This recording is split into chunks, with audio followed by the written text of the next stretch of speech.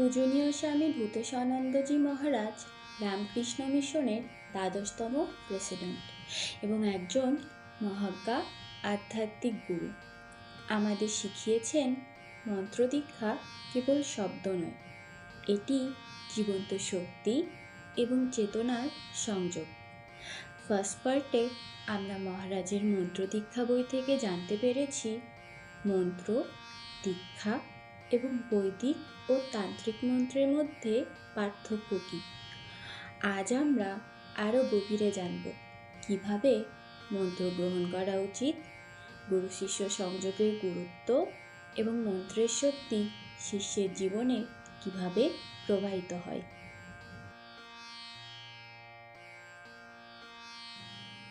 মন্ত্র খুব সতর্কতার সঙ্গে শোনা এবং উচ্চারণ করতে হয়। কোনো ধ্বনি বা ব্যাকরণগত পরিবর্তন হলে মন্ত্রের ফলপ্রসূ শক্তি হ্রাস পায়। শিষ্যকে শুধু ধ্যান করতে হয় এবং পূর্ণভাবে গুরু নির্দেশ অনুসরণ করতে হয়। প্রাচীনকালে মন্ত্র কেবল গুরু থেকে শোনানো হতো, তাই বেদকে স্মৃতি বলা হয়। গ্রন্থ থেকে পড়লেও মন্ত্রের শক্তি ও আধ্যাত্মিক প্রভাব শিষ্যের মধ্যে প্রবাহিত হয় না। গুরু একজন জীবন্ত সংযোগস্থল, শিষ্য তার মাধ্যমে মন্ত্রের আধ্যাত্মিক শক্তি অনুভব করে। মুখে উচ্চারণ করলে মন্ত্রের শক্তি সক্রিয় হয়। মন্ত্রের জপের মাধ্যমে ঈশ্বরের চেতনা শিষ্যের মধ্যে প্রতিভাত হয়। যেমন এক প্রদীপ থেকে অন্য প্রদীপে আলো ছড়ানো, গুরু থেকে শিষ্যে শক্তি স্থানান্তরও তেমন।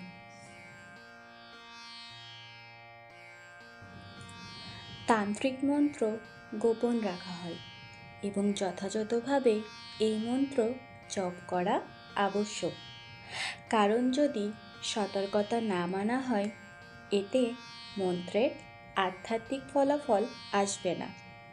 শিষ্যকে বলা হয় মন্ত্র গুপ্ত রাখতে এবং নিষ্ঠার সঙ্গে অনুশীলন করতে। গুরু কেবল মন্ত্র দেন না, তিনি নিজের অভিজ্ঞতা ও আধ্যাত্মিক শক্তি শিষ্যের মধ্যে স্থানান্তর করেন। শিষ্য যদি গ্রন্থ থেকে মন্ত্র পড়ে এতে জীবন্ত শক্তি প্রবাহিত হয় না, এটি কেবল যুক্তি ও অভিজ্ঞতার মাধ্যমেই বোঝা যায়। যে ব্যক্তির প্রতি ভক্তি ও শ্রদ্ধা আছে তার নির্দেশে প্রভাব অন্যরকম হয়। মন্ত্র অসংখ্য, তবে সব মন্ত্র একসাথে নেওয়া বিভ্রান্তি তৈরি করতে পারে। শ্রেষ্ঠ উপায় হলো যার প্রত্যক্ষ জ্ঞান আছে সেই গুরুর থেকেই মন্ত্র গ্রহণ করা। শাস্ত্র নির্দেশ করে গুরুই হলো ব্রহ্মা, বিষ্ণু, শিব এবং সেই পরম ব্রহ্মের প্রতীক, তাই তাকে প্রণাম। মন্ত্রদীক্ষা জীবনের যাত্রায় কেবল একটি আধ্যাত্মিক অভ্যাস নয়, এটি চেতনা, মনন এবং শিষ্যের জীবনের প্রতি গভীর প্রভাব ফেলে। শিষ্য যদি সতর্কতা, নিষ্ঠা ও ভক্তি সহকারে মন্ত্র জপ করে, মন্ত্র তার জীবনের অন্ধকার দূর করে আলোর পথ দেখায়। এটা শুধু আধ্যাত্মিক শিক্ষা নয়, এটি জীবনের দৃষ্টিভঙ্গি ও শক্তি পরিবর্তনের একটি বাস্তব প্রক্রিয়া। মন্ত্রদীক্ষা মানে শুধু শব্দ বা জপ নয়, এটি গুরু থেকে শিষ্যের শক্তির সংযোগ, আধ্যাত্মিক আলো ছড়ানো এবং চেতনাকে আলোকিত করার এক প্রক্রিয়া।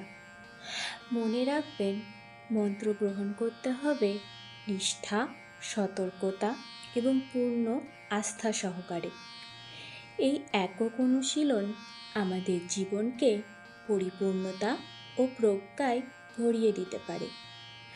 আগামী পার্টে আমরা জানব মন্ত্রদীক্ষার আরও গভীর রহস্য, বিভিন্ন ধরনের মন্ত্র এবং আধ্যাত্মিক ফলাফল, যা আপনার সাধনার পথে সত্যিকারের দিক নির্দেশক হবে।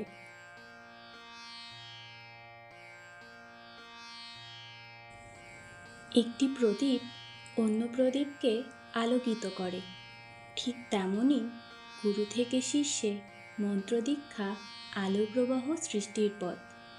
মনে রাখুন, আধ্যাত্মিক যাত্রা শুরু করতে হলে প্রথম ধাপটি হলো নিষ্ঠা, ভক্তি এবং সতর্কতা।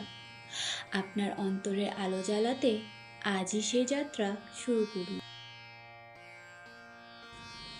ভিডিওটি ভালো লাগলে লাইক করুন, চ্যানেলটি সাবস্ক্রাইব করুন এবং কমেন্টে লিখুন আপনি কোন আধ্যাত্মিক বিষয়ে আরও জানতে চান।